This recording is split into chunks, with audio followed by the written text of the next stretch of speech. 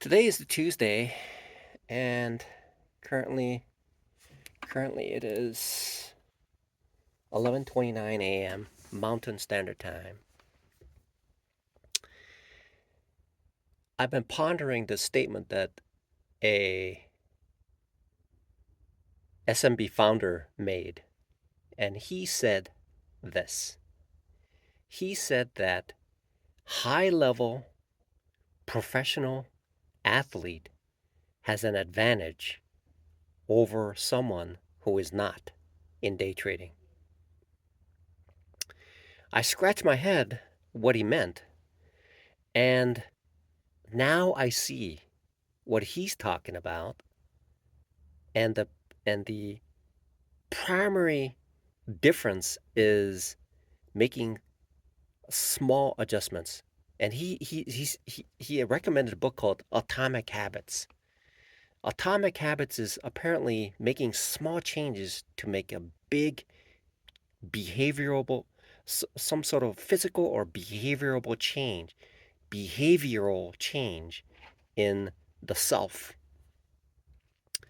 So making small incremental atomic level small changes incrementally added together uh, in total changes a behavior or a physical trait. And I can see that now. So at the beginning of day trading, it is changing who what I was not in bulk form in understanding the technicalities of day trading. Now that I have explored trading, I realized a couple of subtle little things, uh, subtle little things that needs to be made, subtle little changes. So I remember this uh, a Bishop Barron. He's a Catholic bishop, and he apparently he was golfing, but he wasn't doing very well. And then he got a coach, and the coach said he has to hold the elbow in a certain way. But initially, it was very, very difficult to do because it was not natural for him at that time. But as he adjusted his elbow according to the the uh, the instructor, okay, he began to improve on his swing. So in day trading, what I've noticed is that initially there's a bulk amount of change that occurs. It's like something like drinking out of a fire hydrant, right? Initially that's how it works. And then after all the water has been consumed, then there's little trickles of water that needs to be observed, such as the psychological part of it, the mind part of it, because the mind will see things that is not there, despite the fact that I have the skill sets to trade properly. And the mind will drift and not be able to recognize certain situations. And when the market responds in a different manner than I expect, it could cause a it could cause a trigger to occur like tilting. And so when that tilting occurs, it's a subtle thing. It's a very, very subtle thing that that happens on a psychological level. It's like it's making me say like, okay, so it's a challenge. I could buy it again and do it again, but those things accumulates, and so far I spent about $15,000 in prop firm challenges due to that reason. I would get into a situation, I would say, hey, I don't want that. Okay. So this reminds me of I used to own a Ford Bronco. It was a 1994 Ford Bronco XLT, 5.7 liter. And I drove that thing for, uh, I drove that thing for, what is that, like 16 years. I drove it for 16 years. and barely had any miles on it. Yeah, barely had any miles on it. And what the fuel, the cost of fuel was expensive as well. But so I had this vehicle, and I was in Arizona, and that vehicle, uh, I dropped it off when I was checking into Lower Buckeye.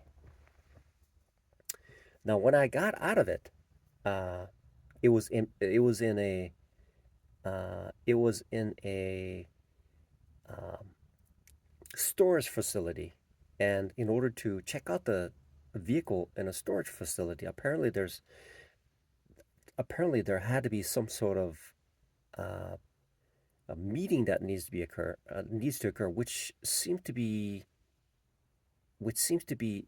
uh, which seems to be has been correlated with law enforcement to get that uh, stored in that area. So the small little changes that occurred, um, unbeknownst to me, and how that's related to what I'm talking about, I just forgot. I just forgot how it's related. But the reality is, but the reality is, um, the subtle changes that I need to make is being aware of that subtle things that occurs, the subtle little things that occurs uh, now. Now that the bulk of the material, the lake, apparently it's a lake. It's essentially a big lake. It's a essentially a big lake of information in day trading. And that when that lake is drained, there are little surface areas of edges that are at the bottom of the lake. And and and addressing those things essentially is me making small, fine adjustments in order to progress on these platform challenges. I have to make 10%. Okay, the time is unlimited. The time is unlimited, but I have to make 10%, and I have to slowly chip away at it. Just like today, I had this this uh, this platform challenge that I have been working on for quite a while. I mean, I've been working on this platform challenge for quite a while, and I've been fluctuating up and down. At one point, I was up 7%. Okay, then I took a hit, and my mind just could not deal with this.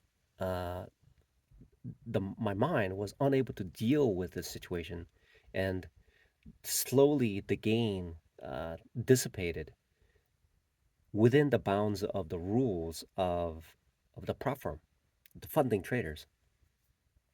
So at this stage, I was set when I was starting today. The account was essentially slightly below water, and what I've noticed, and I got this memory back uh, in this situation, which is making small trades and making the right trades calms the mind, and also it allows incremental progress in accumulating uh, the capital. So when I look at that, it's about a 1%. So today I made about 1%. And so despite the fact that it's 10%, all I have to do, all I have to do is keep my mind in a state of calm. And the second part is trading just enough size to reasonably and safely accumulate the capital instead of risking oversizing it that could stir the hornet's nest. So I've experienced this before as well. I've experienced this uh, at a home that I used to live in. There used to be a hornet's nest, and what happens is if I stir it up, the hornets will come out and just buzz everywhere looking for whatever caused their nest to be disturbed. And in one particular situation, the hornet came out and just stung me. And so what I've observed from that situation is that they just frantically search and seek out whatever is causing the issue, right? So if I relate this psychological event of, it is amazing to me how now it reminds me of Alexander Elder. See, this office is off of Elder Street right here. This is Elder Street right here. Elder. Now there's a author who is a Russian who who defected to the U.S. and he was a day trader, and he wrote a book. I think it's called "Making a Living," uh, something like that. He wrote a book called "Making a Living from Trading" or something like that. That's what he wrote, and he was a psychiatrist.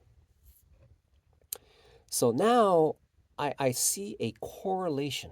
I see a correlation between uh, I see a correlation of how important psychology is in day trading.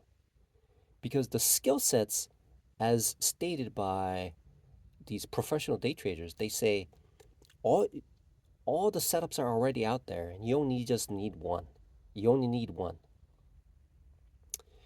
And I've noticed that if that is the case, and it is the case, then what happens is that it is me who is the mind is attempting to execute that one setup repeatedly by waiting, by entering properly, by sizing right, and then keeping my mind in a pristine state, as well as keeping my physical uh, presence in front to day trade in a normal situation.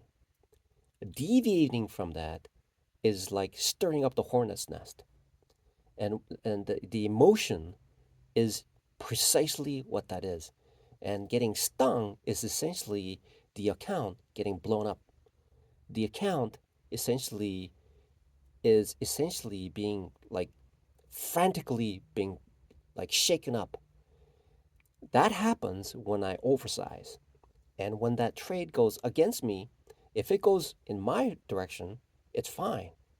Okay, it's fine, obviously, because it's in my direction. But if as soon as it turns against me, then there is that mental mind that says there's a mental mind that the mind, what it will do is initially there are phases of the mind.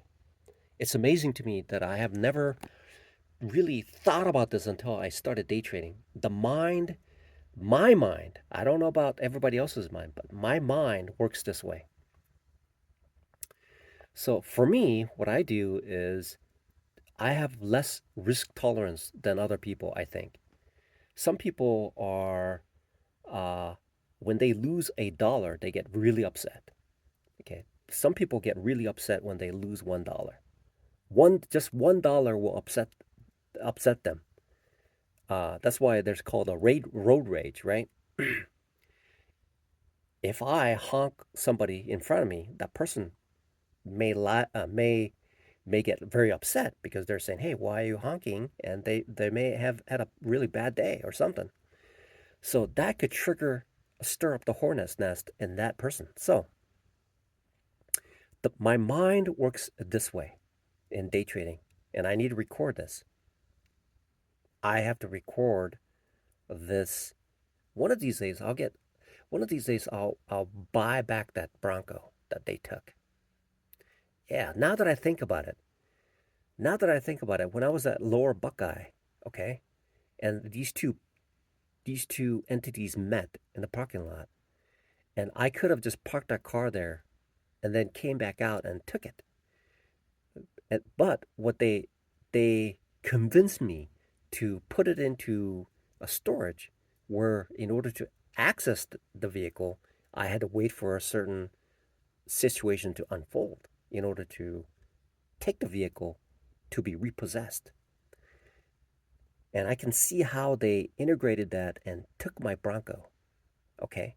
So after I become successful, I have to buy back that Bronco because I love that Bronco. Okay. So now where was I? Now I'm thinking of how my mind works.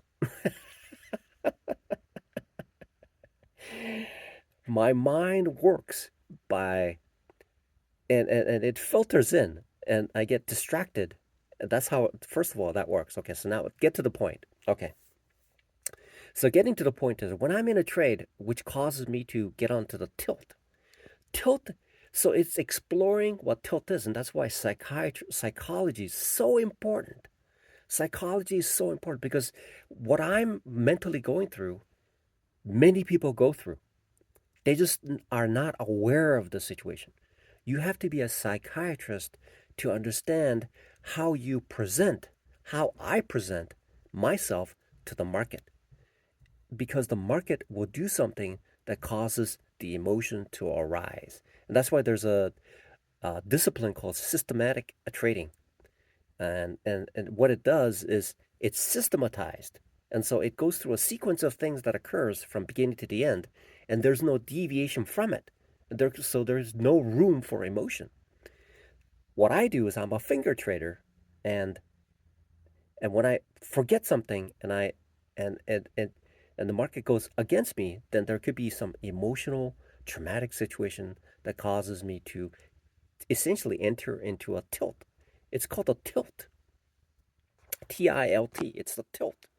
And so here's how my mind works. My mind, so initially I have less risk tolerance than other people.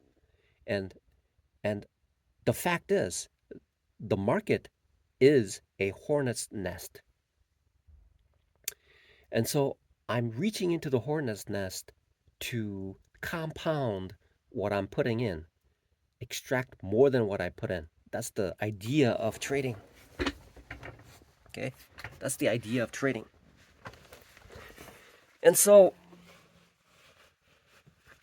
when I look at my mind, so when I'm into a trade, initially what I do is when I'm not thinking properly, I will size incorrectly. That's the first part. That's the first mistake. The second part is when I trade, I'm in a trade where my trade is not matching with my setup. The setup the setup that exists does not match with my thesis because I'm reading it incorrectly. Because the mind has already been blurred because the first part is I want to enter the trade. I there's a FOMO.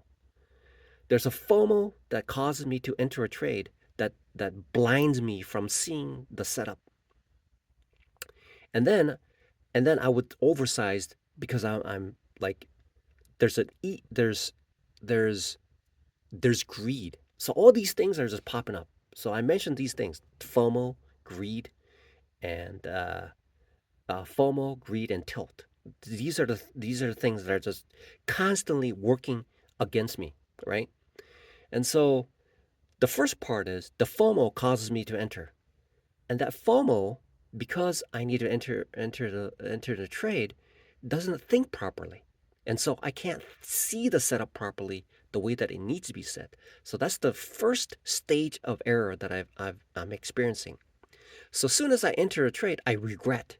I regret that I've entered into it. But I may but if it moves in my direction, even though the trade is incorrect, I forget that it's a mistake and the regret is not there. Okay? But if the trade moves against me, I regret it. And then I say to myself, "Oh my God, what did I do? What what why did I enter into trade? Why did I do that?" I say that to myself.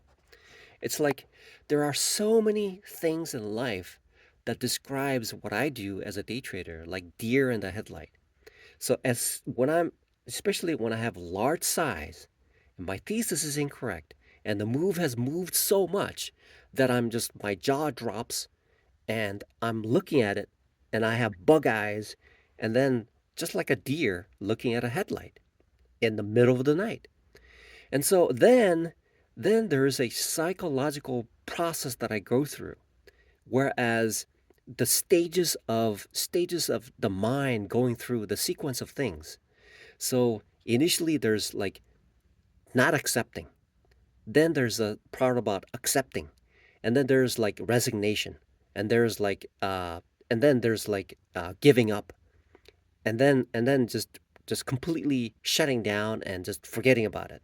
That's a sequence of the mind that works.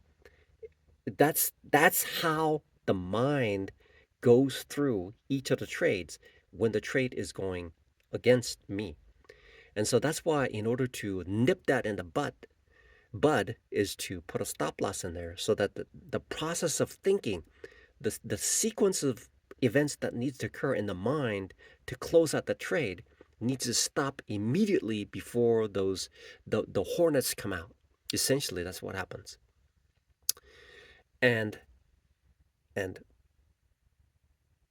and I've experienced this today. I've experienced this today, and making small little changes to to completely suppress that tendency I need to make that change. I need to make that subtle change, that atomic habit that allows me to that allows me to make that small amount of change. And I and at this point it is just the mind. It's my mind that's doing that. So how do I make that change? How do I make that subtle change in order to maintain my mind in a pristine state, or at least in a normal state where I can utilize. It's like if my mind is not a normal state, it is like the mind is closed, and so it is unable to reach out and grab the skill sets that I have to be employed in making the right trades. And so going forward, the small changes that I need to make is being aware of my tendencies.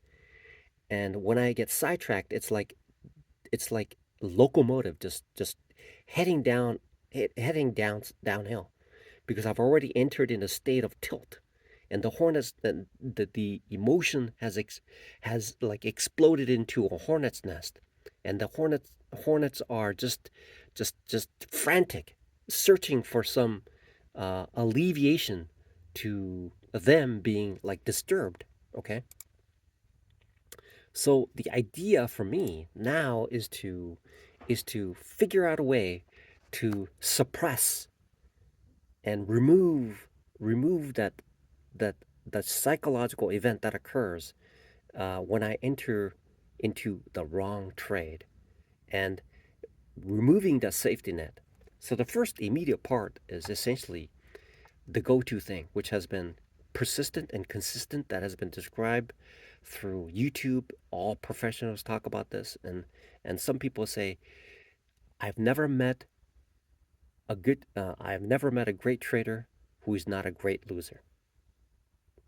Okay, you have to be a great loser. You have to be an excellent loser in order to succeed. That's the first part.